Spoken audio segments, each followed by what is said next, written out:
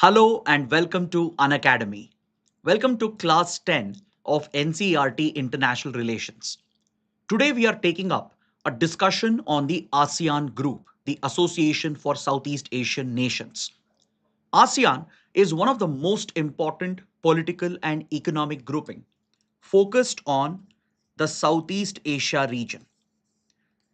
This topic has been extensively covered in NCERT Class 12 textbook on contemporary world politics. The NCERT book only focuses on the rise of ASEAN in 1980s and 1990s, how it emerged as a key regional bloc. But today we will go beyond the NCERT book. We will of course look at all the basic details related to ASEAN, its formation during the Cold War period, its eventual rise as an economic powerhouse, and we will talk about India's relations that have developed with ASEAN. So we need to understand why Southeast Asia region is so critical, not just for India, but for global geopolitics. If you have seen UPSC question papers, be it in prelims or mains, a lot of questions have been asked focused on Southeast Asia region. For example, in the recently concluded mains exam, there was a IR related question in GS paper 1 under geography, where the question was asking you to talk about the global geopolitical and economic shift that has taken place from the Atlantic Ocean towards the Pacific. So when you're writing these answers focused on Indo-Pacific region, the discussion cannot exclude Southeast Asian geopolitics. And when you talk about Southeast Asia, you cannot ignore the prominent role of ASEAN because ASEAN remains central to the Indo-Pacific. And that is why today's discussion is extremely important for your prelims and mains examination. So we have few more sessions to go under the NCERT IR course. You can take a look at the topics that we are covering in these 16 sessions. But before we start, I have a very important announcement. If you're looking to prepare with us, then this is the best time to enroll for Unacademy's online classes. Our subscription is available at just 16,999 with up to 12 months of free extension. So this will give you access to the live and recorded lectures, along with the study material, the test series, mentorship. So if you're looking to enroll, please check out the details in the link provided in the description box below. And I'm told the offer ends on 27th of August. Now, when you're enrolling, don't forget to use the code IAS English, not only to avail the discount, but also to ensure that you are added into the English medium classes. Now, as part of the NCERT course, as you know, we are conducting free special quiz on the Unacademy app every Thursday and Friday at 3 p.m. We have already covered 4 quiz sessions over the past 2 weeks. So this week again, the coming Thursday and Friday, we will have 2 more sessions lined up for you so that it's an opportunity for you to revise these topics with me and attempt these prelim standard questions. So you can access all these free classes by scanning the QR code on your page. It will take you to the web link where all the session links are available. You can just ensure that you scan the QR code and please enroll for these classes. This Thursday, Friday, we will be having one final round of quiz. This essentially is a preparation for the NCERT mega quiz, which is coming up on the 31st of August. This test will again take place on the Unacademy app from 6 p.m. to 7 p.m., where you will get to attempt 50 MCQs from international relations based on what we have covered in our NCERT classes. You will not only get to revise and practice the same topics again, but the top performers will also stand a chance to get 20% additional discount on Unacademy Platinum subscription. And if you want the PDF of these sessions, please scan the QR code. By tomorrow, we'll be uploading the PDFs over here. In fact, the last 3 session PDFs are also pending. So by tomorrow, all the 4 PDFs will be shared over here. Just scan the QR code and by tomorrow, you'll be able to access them. Now let's start our discussion. Let's focus on the geography, the location of Southeast Asia, because this is critical to understand the centrality of ASEAN with regard to the Indo-Pacific region. Now, when you look at the map here, it clearly depicts the Southeast Asia region that comprises of these countries, such as Myanmar, Thailand, Laos, Cambodia, Vietnam, Indonesia, Malaysia, Singapore, Philippines, Brunei, and as well as Timor Leste or East Timor. These 11 countries from the Southeast Asia region are today members of this critical group known as the ASEAN group. Now, when you look at the geography and the geopolitics of Southeast Asia, it's important to understand that Southeast Asia is sandwiched between two large and important ocean bodies, the Indian Ocean and the Pacific Ocean. Southeast Asia acts like a bridge, a connecting link that establishes a direct trade route between the Pacific Ocean and the Indian Ocean. So, historically, this region has been extremely crucial from an economic point of view, from a geopolitical point of view, not just in today's times. Even if you go back to ancient times, medieval times, the Indo Pacific has always been a central focus of global trade and geopolitics. In fact, when you look at this image here, you can notice that the region is largely dominated by the maritime space. It is primarily bound by water on almost all sides. It has a preeminent maritime character to it, which is an essential factor for flourishing trade relations and linkages. If you remember, when we spoke about India, China, and the Cold War era geopolitics in our previous classes, we spoke about the historical links that existed between Indian empires, the Tamil kingdoms like Pallavas, Cholas, how they dominated the Southeast Asia region all the way up till today's Indonesia and had trade linkages and diplomatic ties with China through South China Sea, which means you find a strong economic and cultural imprint of India. India's soft power influence is naturally present across these countries. For example, you go to Cambodia, look at the Angkor Wat temple complex, one of the world's largest Hindu temple complex.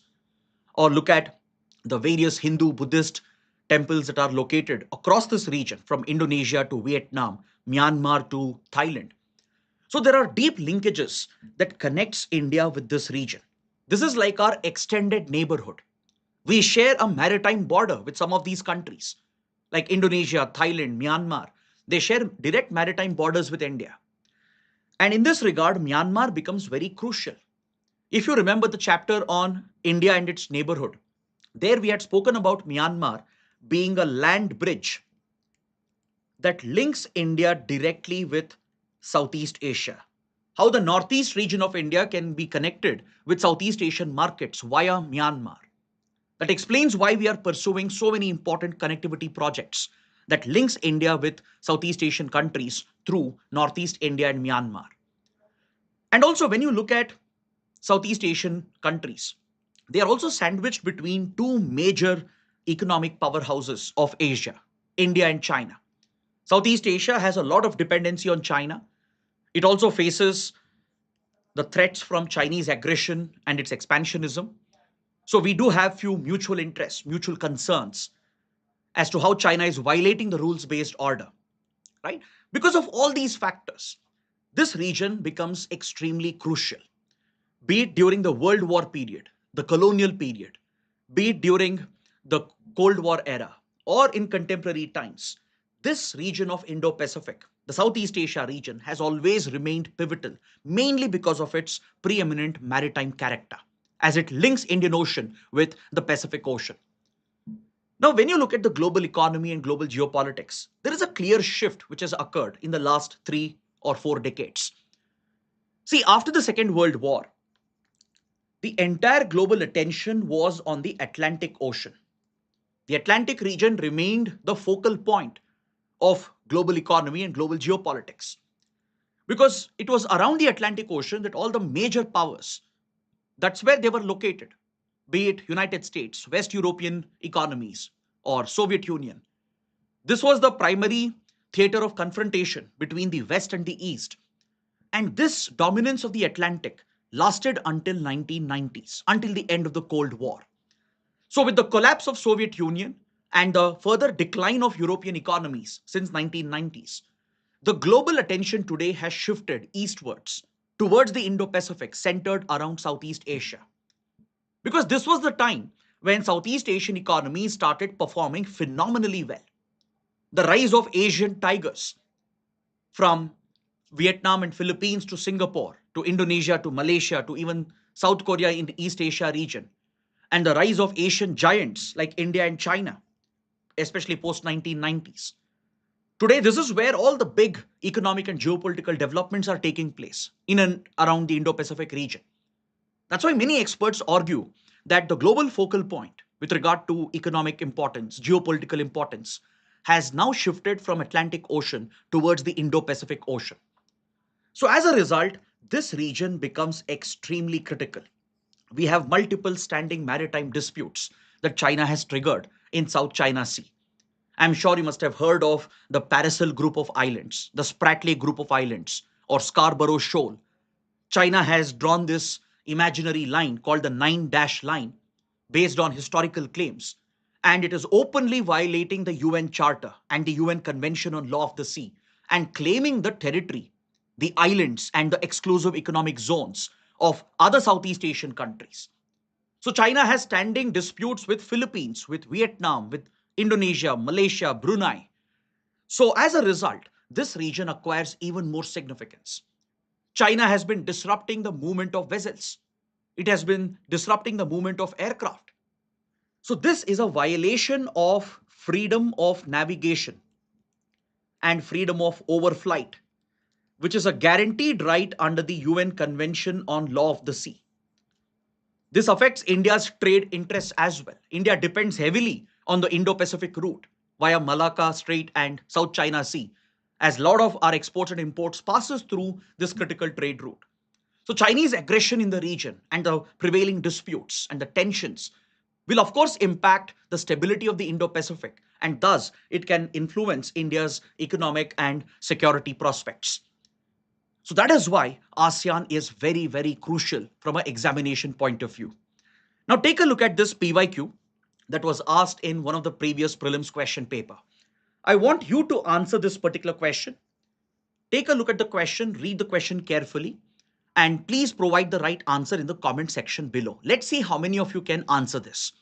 Southeast Asia has captivated the attention of global community over space and time as a geostrategically significant region. Which among the following is the most convincing explanation for this global perspective?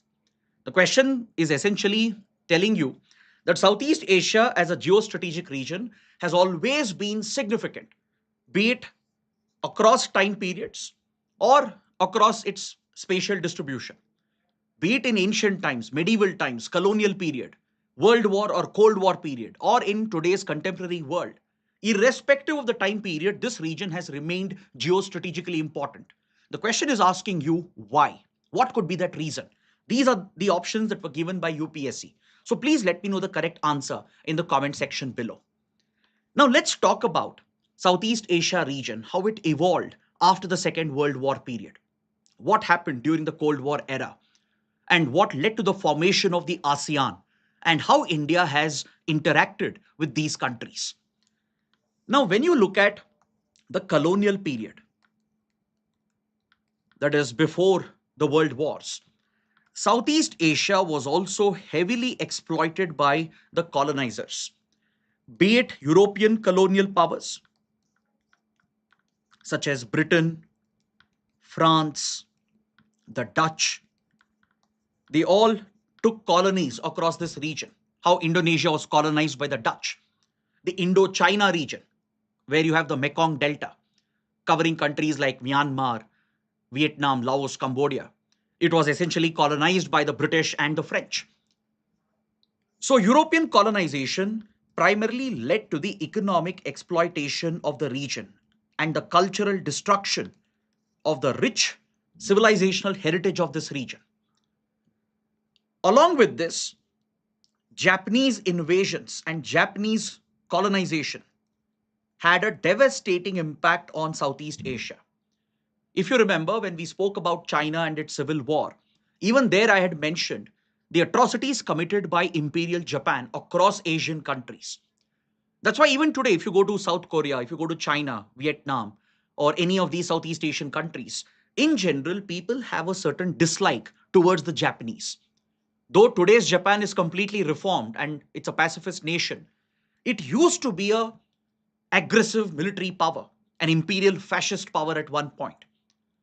Just like Japan invaded the Manchuria region of China, committed a genocide against the Chinese, similar atrocities were carried out across the Southeast Asia region, from Myanmar to Vietnam to Indonesia, by invading Japanese forces.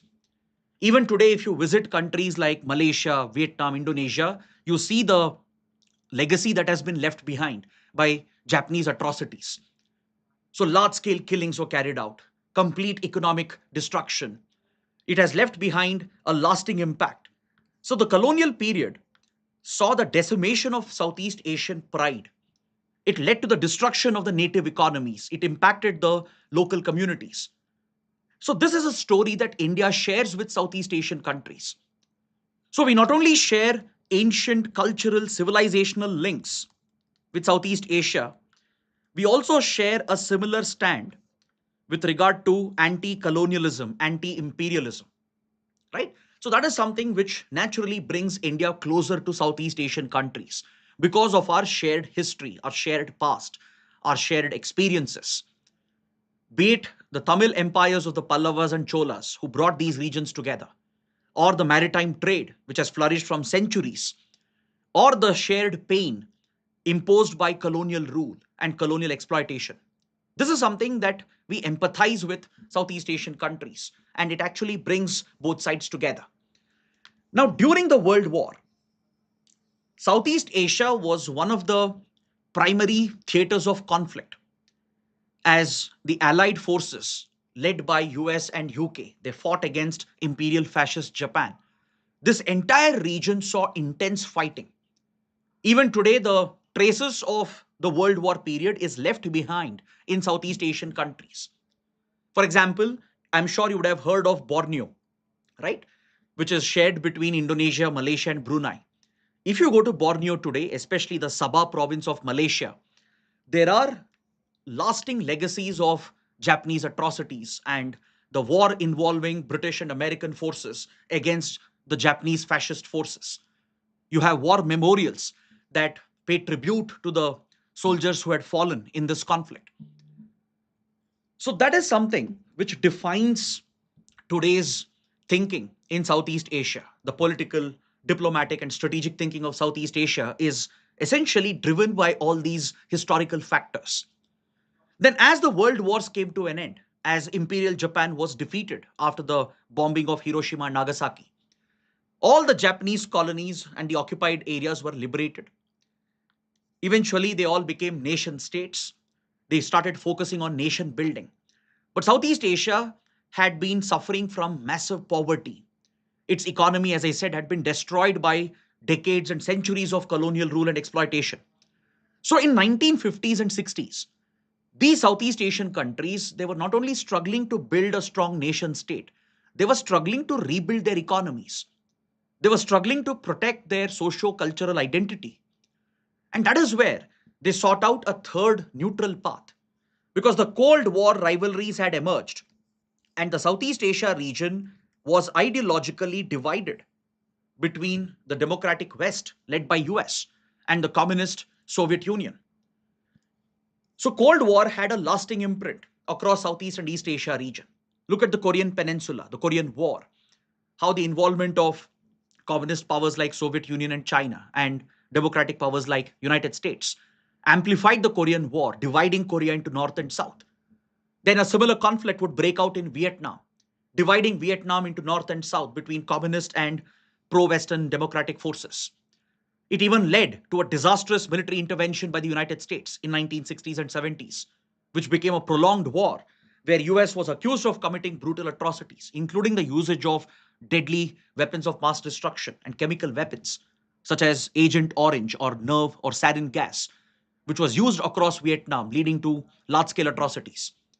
So throughout the Cold War period, Southeast Asia had to choose sides. It was forced, compelled by these global powers, and it divided the region as well. So countries like Myanmar, Cambodia, Laos, they often sided with communist powers like China and Soviet Union. Whereas Singapore, Malaysia, and the others, They often, especially Philippines, for example, these three countries often sided with United States and the Western Bloc. But few countries like Indonesia, they tried to remain neutral. And if you remember, we have spoken about the Bandung Conference in our previous sessions, the Afro-Asian Conference, which was led by India, which laid the foundation for the non-aligned movement, which was championed by India along with other countries. And this included Indonesia as well. Right? Indonesia was one of the founding members of the NAM along with India. So few countries chose non-alignment during the Cold War period. But few countries like Myanmar and others aligned with communist forces. And few others like Malaysia, Indonesia, Malaysia, Singapore, and Philippines, they aligned with United States. So clearly, this region has suffered from Cold War divisions and rivalries. So during this entire period of roughly 40, 45 years, India never had an opportunity to engage with Southeast Asia in a productive manner. Though we shared historical ties, civilizational linkages, India had largely diverted its attention towards its own immediate neighborhood and few global powers. Plus, the Southeast Asia region was internally divided, broken up. It was economically weaker, and some countries had standing border disputes. Some countries were going through civil war. Some countries entered a phase of military rule, like how Myanmar fell under the military junta, or how Cambodia saw internal strife. And today you have standing border disputes and conflicts, including the Thailand Cambodia border dispute. So this region was never a priority for Indian diplomacy from 1950s to 1990s because of all these reasons. So this can be asked as a mains question as to why India did not engage with Southeast Asia. What factors prevented India from giving priority for Southeast Asia region? See, I'll again summarize my points so that you can build a strong answer for such a question. First of all, India was preoccupied with its own immediate neighborhood. We had trouble with China, with Pakistan.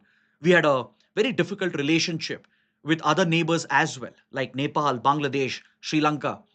And most of our diplomatic attention and energy was focused on the P5 countries, on United States, Soviet Union, European powers. So India never had the bandwidth and the requirement to focus on extended neighborhoods such as the Southeast Asia region, despite sharing close historical civilizational linkages. And this region, Southeast Asia region, was internally fractured, internally divided. It was economically weaker, politically, they were not united. So all these factors kept India and Southeast Asia away for almost 40 to 45 years. So until 1991, India Southeast Asia did not really step up their diplomatic ties.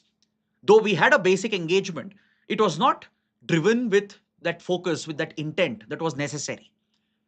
But after the end of the Cold War, we see a complete transformation taking place. Because by then, Southeast Asia had managed to transform itself. It had become politically stronger. Nation states had become more firmly established. Many of their internal disputes, security challenges, they had addressed those issues internally. They had improved their inter-regional differences. The economic growth was being promoted. And very quickly, some of these countries became manufacturing powerhouses. For example, how Philippines, Vietnam, right, Singapore, Indonesia, they all emerged as key economic powerhouses. If Singapore emerged as a financial hub, the other nations emerged as either agrarian strongholds or manufacturing powerhouses, especially in consumer electronics, semiconductors, automobiles, etc. So with the rise of these Asian tigers in 1990s, this region had gone through a massive transformation, a political, security, and economic transformation. And this entire credit goes to one grouping, that is the ASEAN. Just like what European Union did to European countries, how they addressed their internal differences, came together as an economic bloc and a political bloc, and built strong regional integration.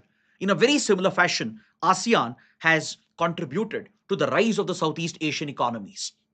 Yes, even today they have some internal issues, like Myanmar is still going through a civil war, right? It still is under military controlled regime, though it has had elections. It still remains largely military dominated. The recent Thai-Cambodia border war has also raised question marks. The presence of few radical terror groups from Philippines to Indonesia also raises few questions. But irrespective of these internal challenges that are present, Southeast Asia has indeed transformed economically and politically. The region is much more stable because of the contribution of this one organization, that is the ASEAN group.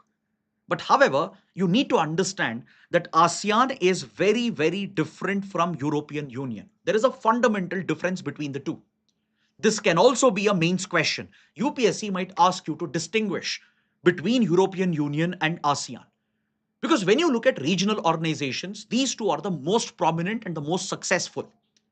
So we studied under European Union in the previous session that the EU requires the member states to compromise a little bit on their sovereignty because they have common laws, common regulations and policies. They have to give up a part of their legislative powers, their regulatory powers, even their monetary authority if they adopt the euro as a common currency. Though EU has created an open border system under the Schengen Agreement, though it has created a free trade market, a customs union, and even a common monetary union under the Eurozone, it requires the member states to give up a part of their sovereignty for the interests of the European Union and the region and the continent. But that is not the case with ASEAN. ASEAN functions primarily through cooperation between the countries. The countries are not required to compromise or give up on their sovereignty, which means they don't make any common laws. They don't have a Southeast Asian parliament like you have a European parliament.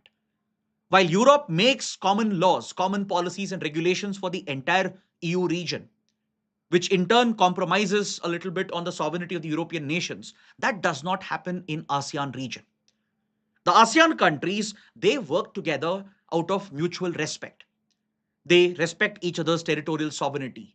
They come together to resolve their differences and they come together to assist and collaborate to ensure that the region grows and thrives without compromising on individual nations' sovereignty.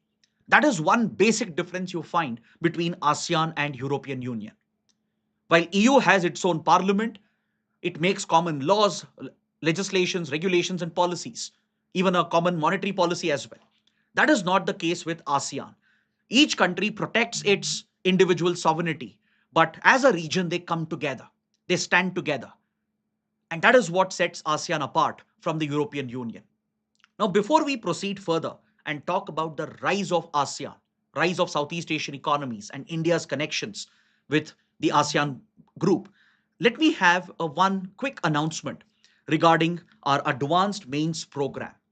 Many students have been facing one big challenge, which is to master answer writing, right? Preparing for prelims is one challenge, but preparing for mains is a completely different challenge altogether. Though your studies should always be holistic, focusing on both prelims and mains, ideally you should not be creating any such distinction between prelims and mains when you approach a subject. But when it comes to your practice, right, without answer writing expertise, there is no way that you can clear the prelims, that you can clear the mains examination, that is after you have gone through your prelim stage. So to assist the students in their answer writing practice, we are launching advanced mains programs which start from 2nd September, which will continue till the 10th of January with 240 plus hours of classes. In these well-structured classes, we will focus mainly on theme-based PYQ discussions, answer writing practice. We will cover the basic concepts. We will discuss the current affairs. We will provide the probable question areas. So it will intensively focus on answer writing practice. It will also consist of weekly tests with evaluation and a detailed feedback, along with required notes and a full-length mains test at the end of the course. This course is available at 9,999, and those of you who are interested, you can enroll by clicking on the link provided in the description. You can even take a look at the outline of the schedule, which has been provided over here. As you can see, classes are appropriately divided across subjects along with the starting date. So it's a well-planned course, which I'm sure you can realize by looking at the schedule which has been prepared. And if you're interested, get started immediately as the sessions begin from 2nd September. Now, coming back to our discussion, let's now focus just on the ASEAN group. What is ASEAN exactly? Who are the members? When was it founded? How did this group rise to such prominence? See, ASEAN comprised of 10 countries until recently, but last year a new country has joined, making it a total of 11 members. It was founded back in 1967 through the Bangkok Declaration that was signed by Philippines, Singapore, Thailand, Indonesia, and Malaysia. These five countries came together in 1967 because their previous attempts to unite this region and to deal with the challenges had failed. Indonesia realized that the non aligned movement had a limited purpose. Those countries which had aligned with the West, like Malaysia, Philippines, they also realized the limitations that they could not get the required support from Western powers. Those who had aligned with communist powers or those who had remained neutral, they realized they were being torn apart between the global superpowers. So in 1967, the region for the first time came together with these five countries signing and adopting the Bangkok Declaration in 1967 that led to the foundation of ASEAN as a political, economic, and security grouping. Over a period of time, other member countries also joined, and it had a total of 10 members until 2024. But as I said, last year, a new member has joined the group, making it a total of 11 member countries.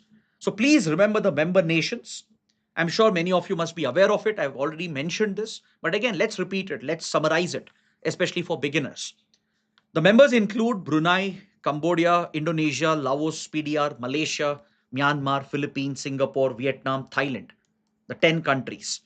And the new entrant, the plus one, is Timor-Leste or East Timor, which was recently admitted to the group, and it has formally joined the ASEAN last year in 2025.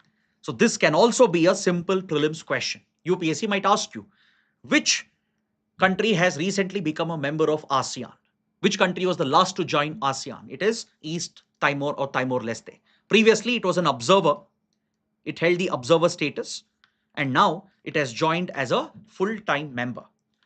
Now, within the ASEAN group, as I said, it's a political, security, and economic grouping. It brings these 11 nations together to build stronger political diplomatic ties between them. It focuses primarily on achieving economic cooperation, creating a free trade market so that there is an easy flow of goods, investments, and services and people, which can drive the economic growth of this region. And it also focuses on maritime security because of the preeminent maritime character of Southeast Asia region. Southeast Asia preeminently has a maritime character to it, which we saw at the start of the session. So there is extensive focus on maritime security because this region is affected by multiple security threats. It faces threats from piracy. The Malacca Strait has historically been prone to piracy. It is affected by organized crime because don't forget, Southeast Asia includes one of the most notorious regions, the Golden Triangle, that covers Myanmar, Thailand, Laos, and of late Cambodia as well, which is a major hub for organized criminal activities like drug production and drug trafficking. It's one of the major hubs of opium and other synthetic drugs that are produced and trafficked. It's also a hub of arms trafficking, human trafficking, wildlife trafficking, and of late, even cyber scams, investment scams, and cyber frauds that have flourished in Myanmar and the Cambodia region. So it's very badly affected by organized crime, where multiple cartels are running these illegal operations. And in turn, they have links with terror and insurgent outfits that operate across the region. Even India's Northeast insurgents share linkages with Golden Triangle. They do draw support from the Golden Triangle region by sourcing drugs and arms and raising funds for terrorist and insurgent activities.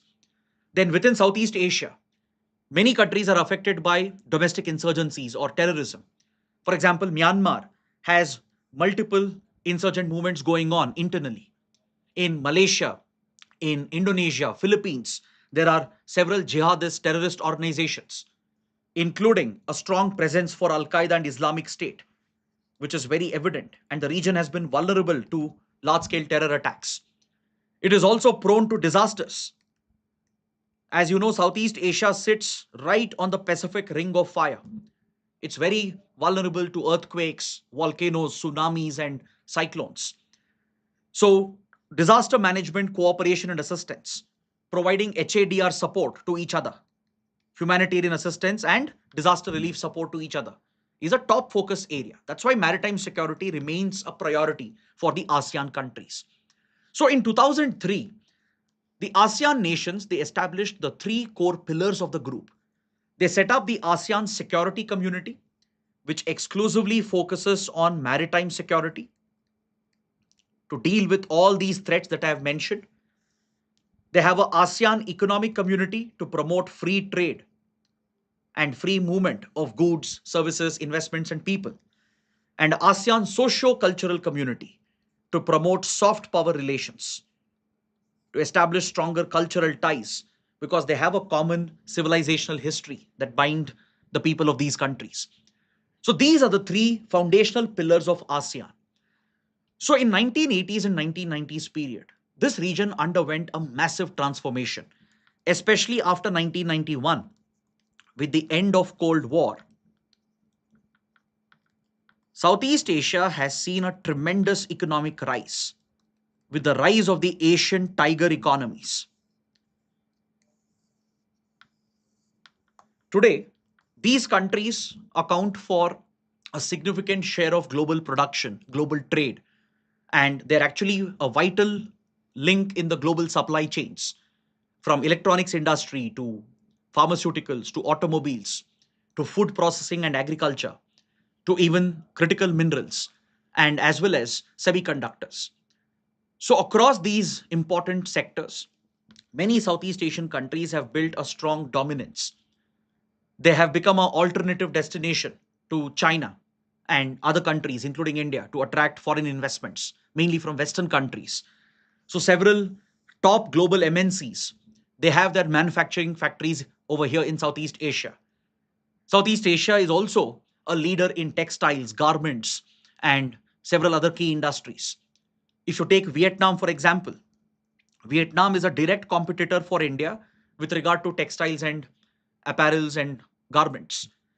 Philippines, then Indonesia, Malaysia, they're all very strong when it comes to automobile sector, electronics and semiconductors industry. Even Singapore is a major power in the semiconductors domain. It's a financial hub. So the countries here, they have their own inherent strength. Individually, they might be small economies, but when you put them collectively together, especially these top economies of this region, they become a very strong grouping. Yes, few countries are still many steps behind. Like Myanmar is stuck with its internal conflicts. Laos, Cambodia also face several security and economic challenges. But apart from them, Vietnam, Philippines, Indonesia, Malaysia, Singapore, they are the real powerhouses that are championing the rise of ASEAN. So in the last 30-35 years, you see a prominent rise in these economies. And it is all possible because of the collaboration that the grouping has brought amongst the member states. Today, they account for 9% of global merchandise exports. They are a key producing hub, manufacturing hub of merchandise goods, consumer electronics, semiconductors, automobiles, and many other sectors. Though they account for just around 3% of global GDP, they have a disproportionate contribution when it comes to overall merchandise trade, merchandise exports of the world, accounting for nearly 9% of it. If you look at the intra-regional trade, right, within ASEAN region, the trade between the member countries is quite massive. It accounts for almost 21.4% of ASEAN's total trade. It's one of the most important economic blocks today. And if you take ASEAN's total trade with China, with US, India, and all the other regions, then the trade within the ASEAN region stands at almost 21.4%, which is even higher than ASEAN's total trade with China, which is at around 20%. So China definitely has a economic dominance as these countries are heavily dependent on Chinese imports, Chinese investments, Chinese workers. In fact, across these countries, China has a clear dominating presence and influence. If you look at Malaysia, Vietnam, and even Indonesia, many of their manufacturing and industrial hubs are dominated by Chinese companies. Chinese workers, Chinese engineers, right? So China definitely has that predominant influence. Even in Singapore, China leaves behind a very strong cultural soft power imprint along with its economic footprint. But despite China's dominating presence, the trade within the ASEAN bloc amongst the ASEAN nations remains very significant. And that's always a good indicator of a strong regional grouping, which has achieved some level of regional integration. See, unfortunately, this is what is missing in our region, in South Asia region. Remember when we spoke about SARC, I told you that regional integration has never been possible. And the member countries are working at cross purposes, especially Pakistan has been the biggest roadblock and hurdle that prevents any regional economic integration in South Asia region. Whereas Southeast Asian countries have learned and managed their differences, they've managed to overcome those differences, and they've built a very deep economic cooperation between them. Today, this region is an investment powerhouse. It attracts massive FDI, as I told you, from Chinese companies, from Western investors. It is also a source of FDI into India, especially Singapore is one of the top FDI sources into India, given the fact that Singapore is a financial hub, right? Then the ASEAN nations, as I said, they play a very important role in global supply chains. If you look at spare parts, components in automobiles industry, the automobile sector heavily depends on spare parts and components that are manufactured in the ASEAN region. Even the agro and the food processing industry in the ASEAN region is very, very strong. And they have a very dominating presence in the Indo-Pacific market. Then if you look at electronics and semiconductors,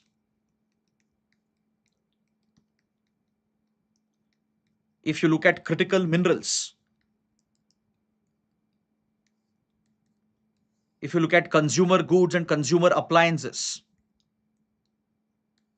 these nations have a very, very strong foothold in the entire Indo-Pacific market.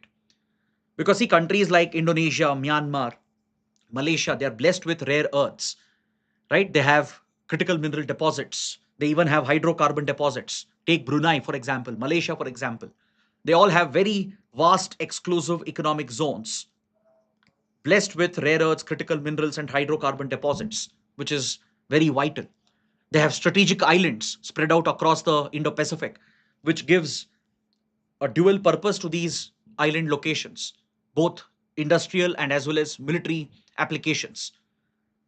So, across the Indo Pacific, Southeast Asia is absolutely pivotal, and the ASEAN group is the one which brings these countries together. Today, ASEAN is so central to Indo Pacific that there are other groups functioning here, which are all built on the foundation of ASEAN. For example, later we will study about East Asia Summit, a very, very important group of the Indo Pacific. You will realize how East Asia Summit is basically built on the foundation of ASEAN. Later, we will talk about ASEAN Regional Forum and ADMM and ADMM Plus groupings, which are all built upon the foundation of ASEAN. And today, India is a key participant in these groupings. So it shows how Indo-Pacific powers like India, Australia, Japan, even US, they depend on ASEAN countries and the groupings formed by the ASEAN group of nations. This is what explains the rising prominence and role of ASEAN countries, the centrality of Southeast Asia in Indo-Pacific. So recently, the ASEAN nations have adopted a dedicated Indo-Pacific strategy known as ASEAN Outlook on the Indo-Pacific, AOIP. Please make a note of this. Very, very important for our exams. This is ASEAN's strategic vision for the Indo-Pacific to enforce a rules-based order, to protect international law, and uphold the principles of the UN Charter. So it's an indirect message to global powers like China and US, which are meddling in the region, interfering in the region, and blatantly violating international rules. So this vision of ASEAN, the ASEAN Outlook on the Indo-Pacific or AOIP, it perfectly aligns with India's Indo-Pacific vision. It aligns with our Mahasagar doctrine. It aligns with our Act East policy. That is the reason why this point is extremely crucial. Now, coming to the last part of our discussion, how India engages with ASEAN, right? How this relationship has been built. India launched the Look East policy in 1991, a dedicated foreign policy doctrine to build better relations with Southeast Asian and East Asian countries. Now, this policy has been upgraded in 2014 under Prime Minister Modi, and currently it is known as the Act East policy of India. So let's dissect the Look East Act East policy of India. Let's understand the evolution of this policy, the rationale behind the launch of the Look East policy of India in 1991, how India built its ties with the ASEAN bloc, and what are the differences between Look East and Act East, which is again a very important topic for your mains examination. See, in 1991, we have already understood in our previous sessions that India was facing a very, very difficult world order. We were facing some incredible diplomatic, geopolitical, economic challenges. By 1991, the Cold War had ended. With the collapse of USSR, the disintegration of Soviet Union, India had lost a trusted ally. So India had to find new partners. India had relied heavily on Soviet support, diplomatic support at the United Nations. And all of a sudden, when Soviet Union disappeared and disintegrated and collapsed into different nations, India immediately felt the need to diversify its diplomatic relations and to find new partners. So one opening that was created by the then PV Narasimha Rao government was the Look East policy of India to find new partners in our extended neighborhood. The credit goes to PV Narasimha Rao for the far-sighted vision to open up Indian diplomacy and to diversify our partnerships. Because at the same time, we were facing an internal challenge, a big economic challenge.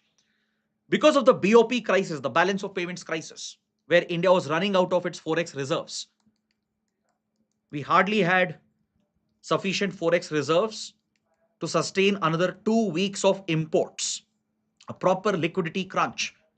Eventually, we reached out to the IMF for a bailout. So then Finance Minister Manmohan Singh, under Prime Minister PV Narasimha Rao, engineered the landmark LPG reforms, liberalization, privatization, globalization, to break the shackles of a socialist economy, to liberalize the economy, to reduce state control, to privatize state assets and state-owned loss-making entities, and to globalize the Indian economy by basically simplifying the regulations with regard to imports and exports, removing the trade barriers, removing the quota restrictions, which meant India required new export markets to increase our exports immediately. We required some critical imports of raw materials, intermediaries, and precursors, which were essential for powering India's manufacturing growth.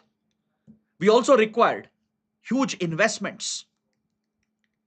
India was looking to attract FDI and institutional investments into the stock markets, looking to drive our economic growth.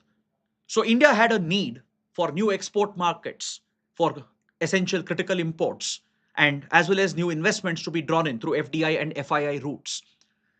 So this justified as to why India was opening up and diversifying its foreign policy. And Look East policy was one of the landmark initiatives of Prime Minister PV Narasimha Rao. It dealt with both the problems. It would help India find new partners, reduce our dependency on USSR, which had by then collapsed, and find new friends who could support India's position. The Cold War divisions also had ended in Southeast Asia, right? Plus the economic necessities. This is what led India to initiate the Look East policy, which was built on three priorities. The first priority was to step up our economic and commercial engagement, to improve our trade relations. And second was to focus on security, defense, and strategic ties.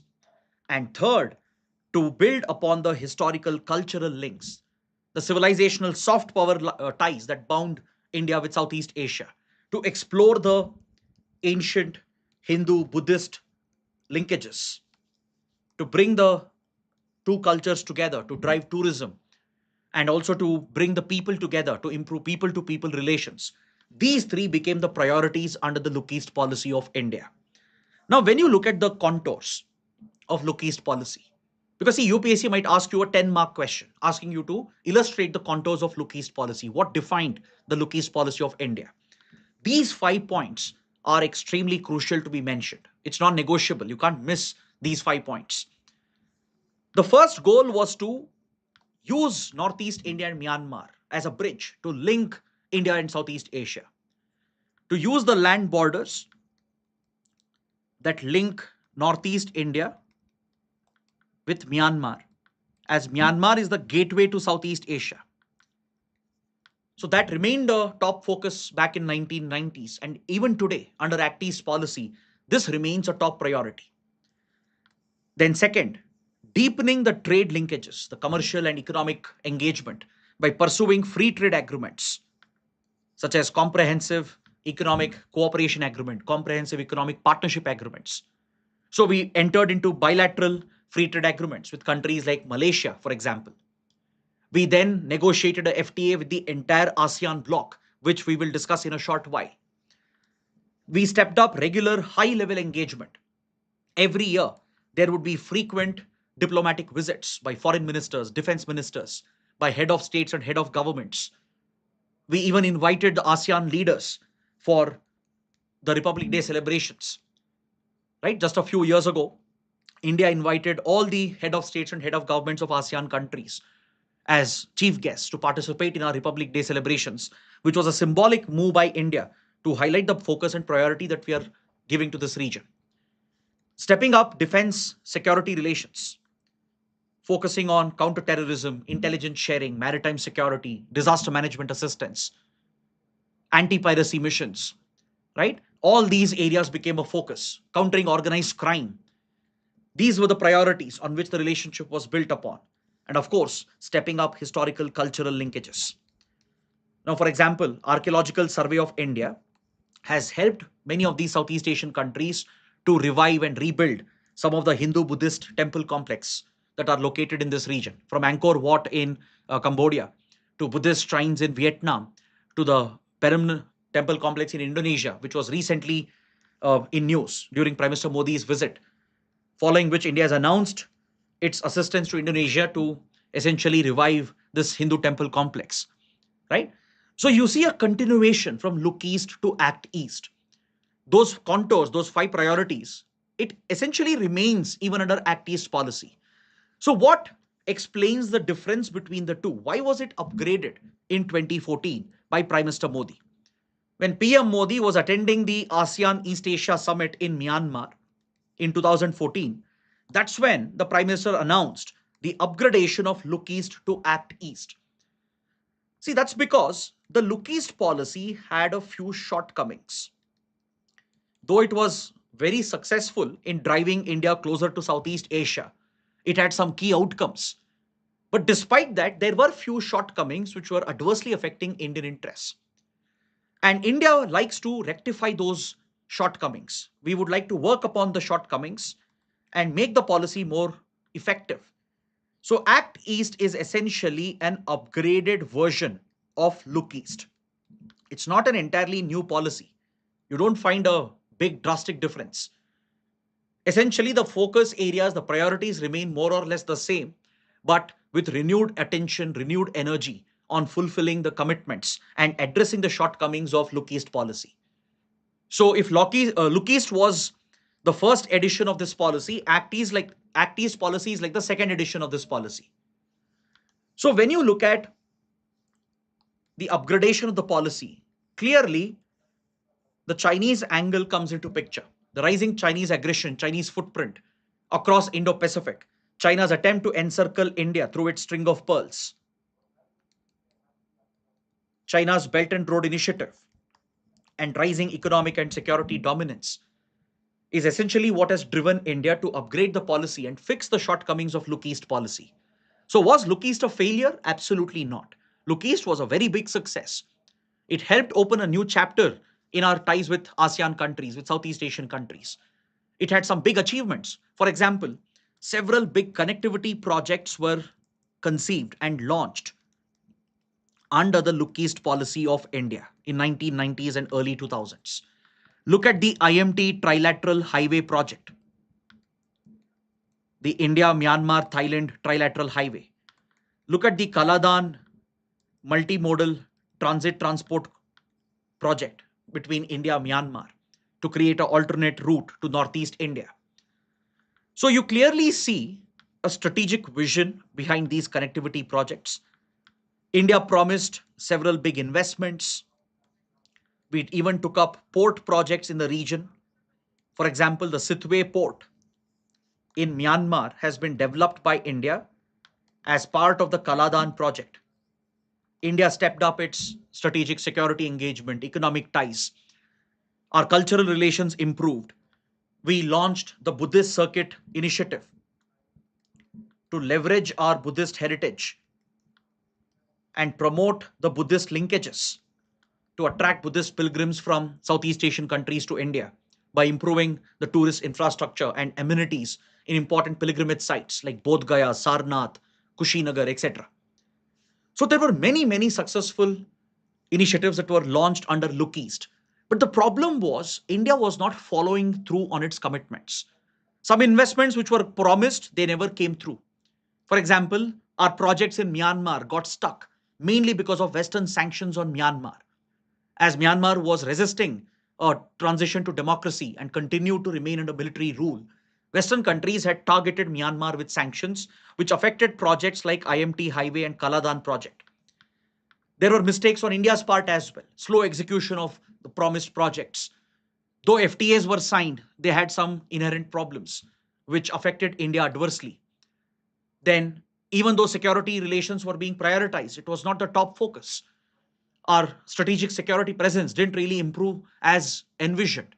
So there were some shortcomings under Look East, which is now being fixed and addressed under the Act East policy. One big difference you find in Act East is that there is a focus on achieving concrete results, on taking tangible action. If Look East made promises and commitments, Act East is trying to deliver on those promises and commitments through tangible action in order to achieve concrete results. Next, under Look East, though the focus was on both Southeast and East Asia, the priority largely remained on Southeast Asia, with East Asia being neglected. When you look back and evaluate the Look East, you will notice that though we did prioritize Southeast Asian countries, our ties with ASEAN countries really improved. East Asian countries like Japan, South Korea, and the broader Pacific region that includes Australia and New Zealand, they did not get the right attention under Look East. So India has now expanded the regional implementation. Act East goes beyond Southeast Asia. It goes into East Asia and the Pacific, stretching till Japan, South Korea, to Australia, New Zealand, and the South Pacific. So that is one important difference you find. The spatial reach of Act East is much wider than Look East. Then India is being more bold on its part when it comes to defense and strategic ties. Though India had started military exercises and defense exchanges and intelligence sharing under Look East, today under Act East, there is a greater boldness and proactiveness on India's part, from securing naval bases to regular military deployments and to frequent military exercises which are being conducted, to even sale of Indian military weapons and hardware. Our defense relations and security ties have really grown by leaps and bounds, especially maritime security ties. Then India is not only being cordial and friendly, we're also taking a hard-nosed position when we negotiate with Southeast Asian economies. This is a direct reference to the India-ASEAN FTA. The India-ASEAN Free Trade Agreement, which we will again cover in a few minutes, it had few negative implications which adversely affected Indian economic interests. India realized that the previous FTA was not very well negotiated. So now India is taking a more hard-nosed position, striking a harder bargain in order to extract more benefits from ASEAN countries. And finally, there is a sharper focus on delivering benefits to Northeast India. The Northeast region has not only suffered from underdevelopment, it has also suffered from decades of insurgency. So one way to improve the economic development in Northeast India, infrastructure development in the Northeast, and to counter insurgency and radicalism is to drive investments and further linkages with Southeast Asian markets. Though it was a part of Look East as well, under Act East, it receives a higher priority, a sharper focus. So these are the five big changes or differences between Look East and Act East. Let's say there is a question on this particular topic, a 10 or 15 marks question. These are the 5 points that you have to mention. So please make a note. Act East is more result oriented, focusing on tangible action and concrete outcomes. It's focusing not just on Southeast Asia, it is giving priority for East Asia and the Pacific. India is being more bold in its defense, security, and strategic engagement. India is willing to strike a hard bargain by taking a stronger diplomatic position when we negotiate with ASEAN friends. We will be cordial with them. We share fantastic relations with almost all the Southeast Asian countries. But where required, India will take a hard nosed position to strike a harder bargain. And Northeast India will receive a much, much higher priority in order to further integrate Northeast with Southeast Asian markets. Now, when you look at how India opened up to ASEAN, it's honestly a fabulous story. After the Look East policy was launched in 1991 by Prime Minister P.V. Narasimha Rao, the very next year in 1992, India opened a sectoral dialogue with ASEAN. This was a key milestone where we started engaging with the entire group as one whole instead of individually dealing with each country. Of course, we have strong bilateral relations as well, but this collective effort to engage with the entire bloc started in 1992 with the establishment of a sectoral dialogue. By 1996, India was elevated to the status of a dialogue partner of ASEAN. ASEAN gives this status only to select few countries. Major powers like China, US, Russia, Australia, Japan, Canada, South Korea, these are the dialogue partners of ASEAN. All the big economic powers and military powers, they have been given the dialogue partner status. So India was also elevated by ASEAN to the status of a dialogue partner. And we even joined a ASEAN-led security forum called the ASEAN Regional Forum or ARF. In 2002, when both sides were marking the first decade of Look East policy, they elevated the relationship to annual summit level interaction. Every year since then, the leaders of both sides meet. India's Prime Minister will visit ASEAN countries for the India ASEAN Summit. ASEAN leaders will also visit India for the India ASEAN Summit. So, regular high level engagement at the level of prime ministers, presidents, head of states, and head of governments started from 2002. And in 2022, to mark the 30th anniversary of India's Look East policy, the relationship was elevated to the comprehensive strategic partnership level. So today you can see the clear outcomes of these initiatives of Look East and Act East policy by subsequent governments and subsequent prime ministers. One of the big outcomes of India-ASEAN relations and the Look East policy was the free trade agreement that was worked out by Prime Minister Manmohan Singh by the UPA government. The framework agreement was signed in 2003 by the then Vajpayee government, which began the trade negotiations for a free trade agreement. And this trade deal was finalized in 2009 under the Manmohan Singh government. So India-ASEAN FTA, the trade in goods agreement, it became operational from 2010. And few years later in 2015, the trade in services and investments agreement also came into effect. So it's a comprehensive FTA. The ASEAN-India FTA covers trade in goods, trade in services, and investments, providing almost a free market regime with elimination of most duties and tariff lines to provide for smooth movement of goods, services, and investments. So both sides were expected to benefit from this FTA. India's exports to ASEAN increased, ASEAN exports to India also increased. India attracted a lot of investments from these countries. Indian investments also went towards ASEAN. But when you look back and evaluate the performance of this FTA, there is one big problem. The problem is that the trade deficit has been widening year upon year, which clearly means ASEAN countries have benefited disproportionately compared to India. Though India's exports have gone up, India has found new export markets, right? But despite that, what India imports from ASEAN has significantly grown. And there has been a flood of cheap imports in agriculture, in food processing, textiles, in automobiles, electronics industry, across sectors. The flood of ASEAN imports has created a huge trade deficit. And it's very clear that ASEAN countries have disproportionately benefited. See, that's why FTAs are said to be a double edged sword.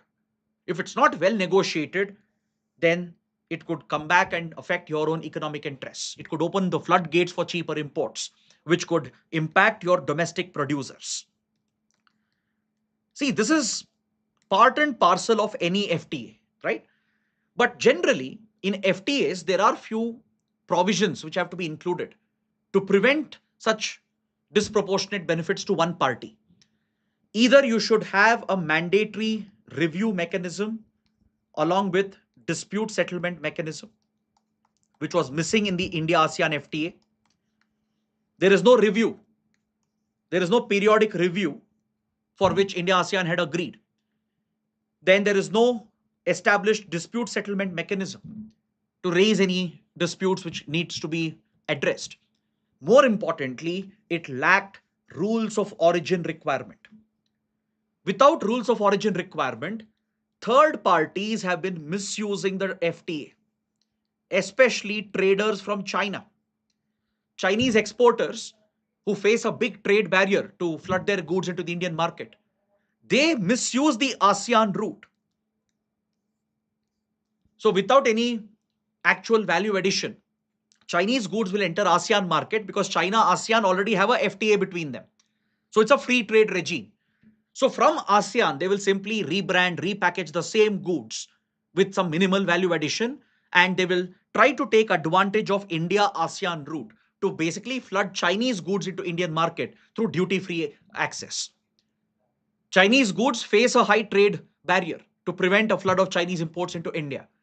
But the exporters from China, traders, they misuse the ASEAN route, the FTAs between China, ASEAN, and ASEAN and India to divert the goods into India via ASEAN countries. And as a result, we have faced a significant trade deficit and a flood of Chinese products entering India through the ASEAN trade route. So these are some major challenges that we have been facing. If you take agriculture sector, I'll give one example. If you look at the coffee industry, right? In India, Karnataka is a major coffee producer. India's coffee producers have taken a big hit because of a flood of cheaper coffee coming in from Vietnam because of the FTA. Then you take coconut industry. Kerala is a major producer, right? But since Malaysia, Indonesia, Thailand, they have a dominating presence in agriculture, food processing. They make value addition to coconut and turn that into various products. There has been a flood of these cheaper products which also have better quality, and it affects Indian farmers, producers, and Indian agro food processing industries, which can't compete with the capabilities of ASEAN nations. So many industries have taken a hit. India's MSME sector has taken a big hit because of a flood of cheap imports coming from ASEAN. That is why India wants to address these issues again. We want to revisit the trade deal. We want to renegotiate. We want to review it. Initially, ASEAN countries were blocking it because the previous FTA had no mandatory review provision, no dispute settlement mechanism. Finally, after years of diplomatic pressure, recently ASEAN nations have agreed for a trade review. So right now, India is reviewing the FTA with ASEAN countries. Very soon, you will see a big announcement. Right? In another few months, 100% India and ASEAN are going to upgrade the treaty with new provisions that will be added to prevent disproportionate gains to one side, to prevent third parties from misusing the route, like how Chinese traders are exploiting it. So there will be addition of rules of origin requirement and few other changes which will be made. And the review is currently in progress. It's an ongoing progress. Uh, both sides are negotiating. Multiple rounds of talks have taken place. And very soon, a revised FTA might be announced. So overall, India-ASEAN relations have become very deep and much closer because of Look East and Act East policy. If you look at the recent India-ASEAN summit that was held just a few months ago, both ASEAN and India have extended their plan of action for the next 5 years. In 2021, both sides had adopted a plan of action, identifying the focus areas to collaborate upon. Now it has been extended for the 2026-2030 period. As I told you, India's Act East policy and Indo-Pacific vision and even our Mahasagar doctrine perfectly aligns with ASEAN outlook on Indo-Pacific. Because both sides want closer economic ties, military ties, and cultural relations. They essentially want to protect the free and open nature of Indo Pacific. They want to enforce the rules based order. They want to uphold international rules as per UN Charter and UN Convention on Law of the Sea. It's an indirect message to China and its aggression and its illegitimate claims which are being made in South China Sea. So you see a alignment between our strategic, economic, and military interests. ASEAN is aligning with India on connectivity projects, transport networks. India has become a partner of the ASEAN Smart Cities Network. And ASEAN nations will work with India on the master plan on ASEAN connectivity, which will ensure key projects like IMT Highway and Kaladan project could be completed on time because they have been delayed for years together. Of course, the projects have faced delays mainly because of Myanmar's civil war and military regime and Western sanctions on Myanmar. But by working with ASEAN group, we can most likely move forward and seek the completion of these key connectivity projects. So at the recent ASEAN and East Asia summit, there were some key developments and I want you to make a note. These are some important facts. You just have to by heart and remember these basic facts for your prelims questions. 2025 was celebrated as the ASEAN India Year of Tourism to boost tourism between two sides. As you know, Southeast Asia remains a favorite tourist destination for lakhs and millions of Indians.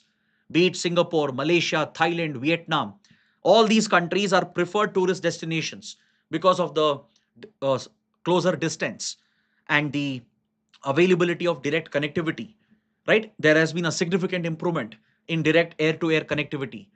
Visa immigration process has been simplified. Tourist visas are given out easily, with some countries even giving visa on arrival or visa free access, like Thailand, for example, or Indonesia for Bali, right? Where Indians have visa free access.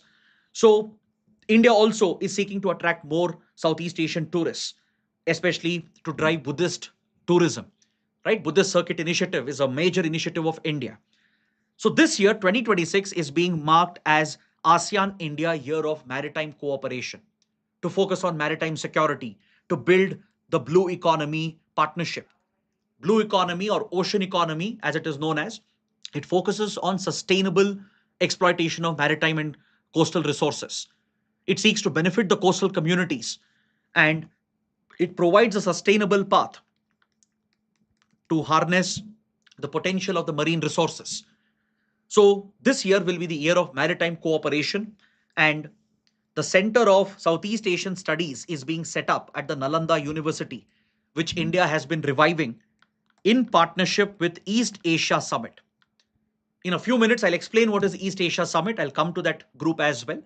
So, through East Asia Summit, the historic Nalanda University is being revived with investments from countries like China, Southeast Asian countries, Japan. They all share historical links with India's Nalanda University.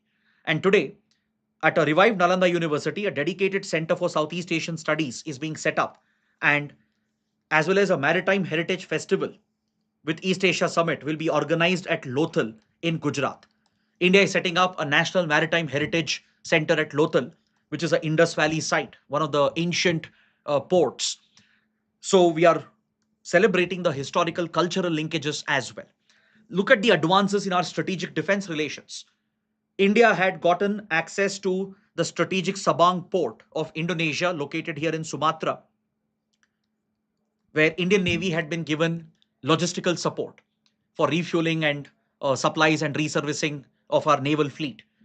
Now, Sabang port sits at the opening of Malacca, right next to Andaman Nicobar, where India already has a tri-service command. Now, recently, during PM Modi's visit to Indonesia, both sides have signed a deal where India will now be developing the Sabang port. So essentially, we have access to the commercial port and the naval base at Sabang, giving India a dominating presence at the opening of Malacca Strait. So this allows India to counter China, encircle China in its own backyard. And look at how India's defense relations have flourished. India has now exported the battle-proven BrahMos cruise missiles to Philippines, which has already inducted the Indian-supplied BrahMos.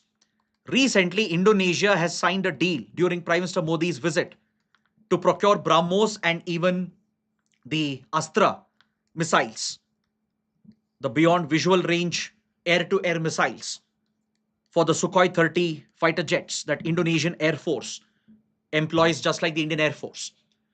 Plus, we are having very close defense relations with Vietnam because we operate similar Soviet and Russian equipment like Sukhoi 30 fighter jets or Soviet or Russian diesel electric submarines. So India supplies military hardware to Vietnam as well. Even Vietnam is considering to buy the BrahMos from India. If Philippines became the first country to buy BrahMos from India, Indonesia is the second, and Vietnam might be the third nation. And Indian Navy and Air Force even train the pilots and the naval officers of Vietnamese armed forces. So we have very close and extensive defense relations with enhanced military deployments and exercises being conducted all across the region.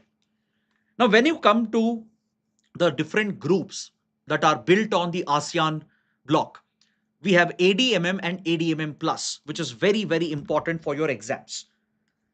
ADMM stands for ASEAN Defense Ministers Meet, Defense Ministers of ASEAN countries. So the 11 defense ministers of the member nations, they participate in this meeting and they take a overview of the entire security situation of the ASEAN region. And they also hold an extended security meeting known as ADMM plus, ASEAN Defense Ministers Meeting plus. So this brings the 11 ASEAN nations, the 11 defense ministers of ASEAN nations together with some of the key partners, including Australia, New Zealand, Japan, South Korea, China, India, even US and Russia. These defense ministers will participate. So total of 19 countries, including India, participate in ADMM plus meetings, which are held every year. It used to be a biennial event. Now it has been made an annual event. So this platform promotes maritime security cooperation, tackling organized crime, insurgency, terrorism, disaster management assistance, anti-piracy, countering terrorism, sharing intelligence. All these initiatives are part of ADMM and ADMM plus. Then ARF, ASEAN Regional Forum. This is the leading platform under ASEAN for regional security cooperation across the Indo-Pacific.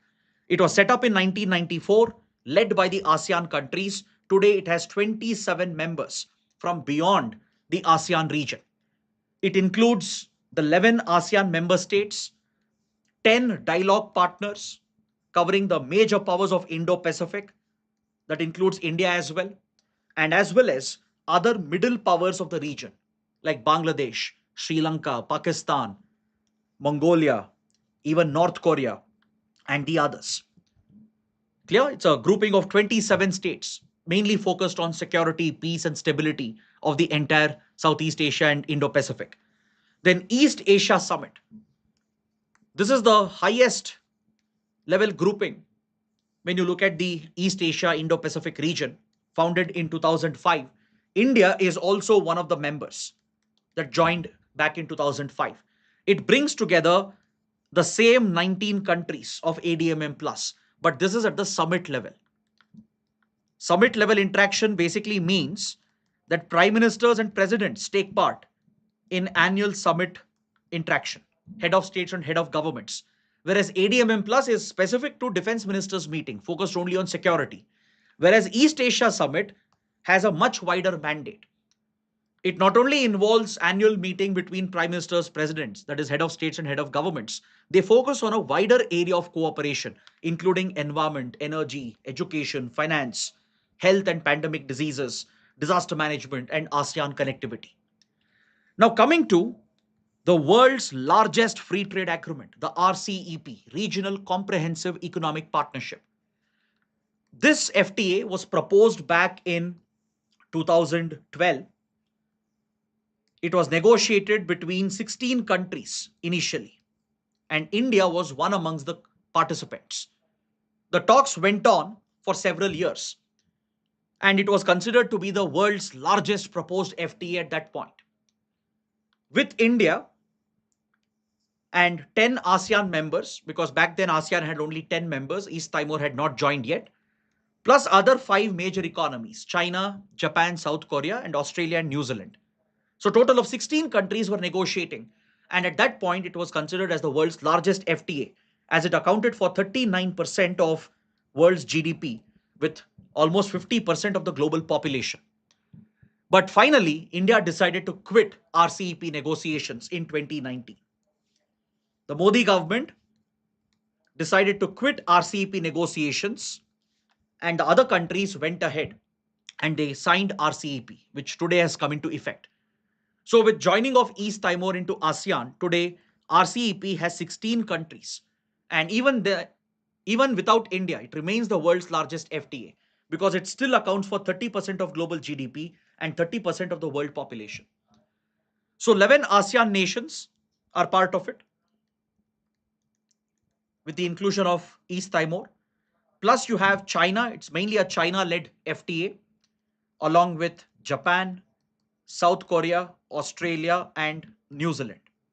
Now, the reason why India quit RCEP negotiations is because we were wary of FTAs after the bitter experience with India-ASEAN FTA. The challenge with our rising trade deficit, the flood of cheap imports, given that China would be the dominant power in RCEP, plus it would involve manufacturing powerhouses of Southeast and East Asia. It would involve developed economies, industrialized economies like Japan, Australia, South Korea, New Zealand. India was very wary that it will throw open the floodgates for cheap imports. And that's one reason why India decided to quit RCEP negotiations. India was worried that our farmers, our MSME industries, they may not be able to compete with the superior capabilities of Chinese manufacturers or Southeast Asian producers or the industries from Japan, South Korea, and Australia. India had a lot of differences with these countries, be it with regard to intellectual property rights, with regard to tariffs, with regard to rules of origin requirement.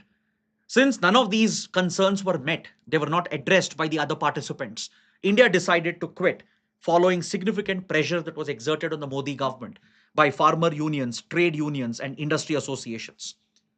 This even raises a criticism. When India is prioritizing Indo-Pacific and ASEAN and Southeast Asia, have we done a big mistake by running away from the world's largest FTA just because India and its producers can't compete with the other nations? Some argue India has done the right thing by protecting its farmers and MSME industries.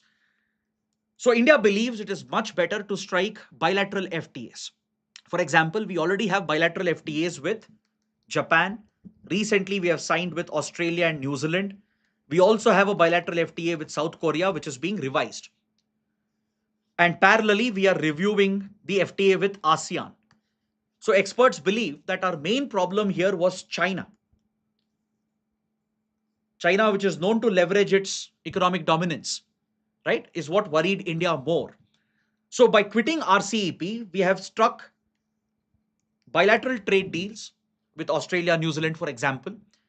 We are building upon the existing trade deals with Japan and South Korea, and we are pushing for the review of India-ASEAN FTA. So essentially, we will again draw the same benefits, excluding China and the concerns posed by China. That's the position that the Indian government has taken. But few critics point out that by running away from RCEP, we are sending out a wrong message, that we are not engaging with Indo-Pacific, right? So let me know what is your view on this. Did India do the right thing by quitting RCEP and pursuing bilateral FTAs with each members, excluding China? Or have we done a big mistake by quitting RCEP? Please let me know your views in the comments. So as I bring this session to an end, I'll just show you some of the previous questions which have come. I want you to answer them. It's all based on what we have covered. These are questions that UPSC has already asked. Look at this question, a direct question on look east policy. 3 statements were given. Please read them carefully. I'll not give the answer. I want you to answer these questions in the comments below. Then look at this question from 2015 prelims. India is a member of which among the following? 3 groups have been mentioned: APEC, ASEAN, and East Asia Summit. We have covered 2 of them, but of course, I have not discussed APEC. We'll keep it for maybe some other class. But based on this, can you tell me India is a member of which amongst the following groups? Then a very simple, straightforward question had been asked in 2016 prelims on RCEP. So please answer these 3 prelims PYQs. And this is the latest mains question. Just few days ago, when 2026 mains was held, in GS paper 1, under geography, a IR linked question was given. The center of global trade is gradually shifting from the Atlantic to the Indo-Pacific region. Examine the statement. 250-word answer for 15 marks.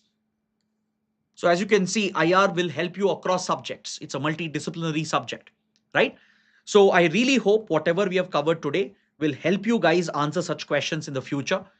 Given the number of questions which have come from Southeast East Asia region, trust me, today's class is totally worth your time and effort. If you like the session, do let me know.